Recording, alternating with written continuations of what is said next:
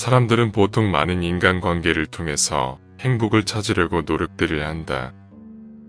그 속에서 만나는 많은 사람들을 통해서 자신과의 공통 관심사를 찾아 수다를 나누고 시간을 보내면서 그것이 진정한 기쁨이자 행복이라고 생각한다. 그러나 시간이 흐르면서 누군가와의 오해와 실수로 인해 서로의 관계가 서먹해지고 나아가서는 서로 간의 잘못들을 또 다른 사람들에게 뒷담화로 풀어놓으면서 결국에는 실타래가 고이듯이 해결책을 찾기가 쉽지 않아지게 된다. 또는 작은 봉사심에서 시작된 마음으로 누군가에게 도움을 주기 시작한 일인데 처음에는 그 일에 대해서 고마움을 표시하기도 했던 사람들이 나중에는 그것을 당연하게 여기고 점점 더 많은 것들을 요구해오는 그들을 보면서 호의가 길어지면 그것을 권리로 여긴다. 낸 옛말을 기억나게 만들기도 한다. 이런 과정들을 겪으면서 사람들에 대한 실망감이 후에는 배신감까지 느끼게 되면서 진정 인간관계란 무엇일까 하는 생각들을 하게 만든다. 사람들과의 관계 속에서 행복을 찾으려고 했던 자신의 생각이 나중에는 점점 회의감이 들면서 온전한 나만의 삶을 찾아 떠나고 싶은 마음을 품게 한다. 얼마 전부터 산이나 조용한 곳에서 홀로 지내는 사람들을 찾아다니며 그들과 며칠 동안 함께 생활을 체험하는 TV 프로그램이 유행을 하고 있는 것도 아마 많은 사람들이 같은 마음을 품고 있기 때문이라고 생각한다. 젊은 시절 세상에서 열심히 살았지만 삶에 지치고 인간들의 환멸을 느끼면서 이제는 나만의 조용한 터전에서 더 이상 세상에 그리고 다른 사람들에게 끌려다니지 않는 자신만의 삶으로 진정한 행복을 찾고 싶기 때문일 것이다. 석가모니께서 일찍이 이렇게 말씀하셨다. 모소의 불처럼 혼자서 가라. 이 많은 세상에 얽매여서 끌려다니지 말고 오직 자신만이 삶의 주인공임을 깨달아서 그 누구의 도움을 바라지 않는 자신만의 길을 걸어가라는 말이다.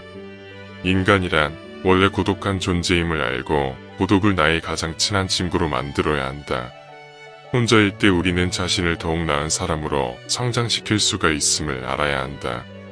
혼자만의 시간을 즐기면서 자신만의 방식으로 삶을 살아가며 진정한 행복을 찾는 것이 정말로 중요하다. 그리고 이런 시간을 통해 스스로의 내면을 깊이 알고 새로운 가능성을 발견할 수도 있을 것이다. 우리는 나이가 들어가면서는 혼자서 지낼 줄 알아야 한다. 젊어서는 사회생활을 하면서 어쩔 수 없이 관계들을 가질 수밖에 없지만 나이가 들어가면서는 자신만의 삶의 방식을 찾아야 하는 것이다. 그러면서 그 안에서 진정한 행복을 찾아야만 한다. 많은 사람들이 어릴 적에 형성된 성격으로 인해서 남들에게 웃음을 주거나 인정을 받기 위해서 부단히도 노력하는 것을 볼 수가 있다.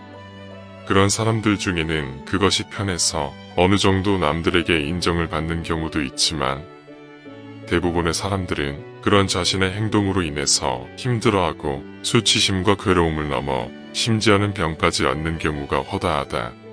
그러다가 결국은 많은 사람들에게 상처를 받고 모임이나 직장들을 그만두게 되는 경우들이 많다. 자신이 그렇게 노력했음에도 불구하고 인정을 받지 못하거나 앞에서는 잘한다고 칭찬을 하지만 뒤에서는 하지도 않은 말이나 행동까지 만들어서 뒷담화로 자신을 힘들게 하는 것을 보면서 슬픔을 넘어 불행하다는 생각을 하게 된다. 요즘에는 정신과에 다니는 사람들이 많다고 한다. 그들 중에는 특별한 병보다는 심리적인 불안을 호소하는 사람들이 많은데 그 원인이 바로 사람들과의 관계의 어려움 때문이라는 것이다. 어떤 이들은 이렇게 말한다. 세상 사람들과의 관계가 그렇게 힘들다면 그럼 가족들과 함께 행복하게 살면 되지 않느냐고 반문을 한다. 그렇다면 잘 생각해보라. 부모 자식 간의 관계는 현대사회로 들어오면서 점점 개인주의로 변해가고 있어서 나이가 들수록 자식과의 관계가 예전과 같이 유지하기가 힘들어졌다. 요즘의 인생 상담으로 유명해진 법률 스님의 말씀대로라면 자식은 20세가 넘어가면 스스로 독립을 해야 하고 그 후로는 부모에 대한 자식의 도리는 의무가 아니라고 가르치고 있다.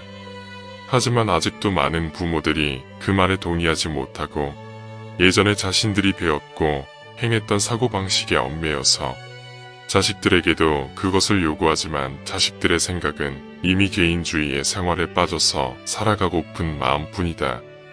생각해보라. 이미 우리 사회는 개인 생활에 적합한 생활로 접어들었다. 혼자서 사는 원룸, 혼자서 먹는 밥, 혼자서 먹는 술 등. 그리고 앞으로는 더욱더 이런 생활이 확대될 것은 보지 않아도 뻔한 일이다. 독일의 철학자인 쇼펜하우어는 사람은 혼자 있을 때 가장 행복하다고 말했다. 그는 참된 행복은 밖으로부터의 산만함과 관계의 피로감으로는 절대로 이룰 수가 없고 오직 자기 자신만이 스스로 만들 수밖에 없다고 하였다. 그가 말하는 고독이란 세상과의 모든 관계를 끊어버리라는 것이 아니라 진정한 행복은 오직 자신만을 위한 시간을 가지며 그 안에서 올바른 판단력과 목적의식을 가짐으로써 누릴 수 있다는 것이다. 이처럼 쇼펜하우어는 인간의 사회적 관계에 대해서 비관적인 시각을 가지고 있었는데 그는 인간들이 상호작용하면서 서로에게 대한 욕망과 이기심, 부정적인 감정을 품게 되는 것을 지적했다. 그 결과로 인간들은 상호 간의 충돌과 갈등, 서로의 기대와 요구에 대한 실망을 경험하게 되고 이는 고독과 불만으로 이어질 수 있다고 본 것이다. 그러나 그는 예술, 철학, 명상을 통해 고독을 극복하고 내면적인 만족을 얻을 수 있다고 믿었다. 특히 그는 예술을 통해 우리가 현실에서 느끼는 고통과 불만을 초월하여 아름다움과 영감을 찾을 수 있다고 주장했다. 또한 명상을 통해 인생의 의미와 가치에 대해 사색하고 깊이 생각함으로써 인간은 내면적인 만족을 얻을 수 있다고 보았다. 명상은 마음을 조용하게 하고 내면의 평화를 찾는 과정으로 고독과 불만을 해소하고 정신적인 안정과 균형을 찾을 수 있는 방법 중 하나로 제시하였다. 그리고 쇼펜하우어는 동물에 대한 연민과 애정을 갖는 것이 고통을 줄이는데 도움이 된다고 말했다.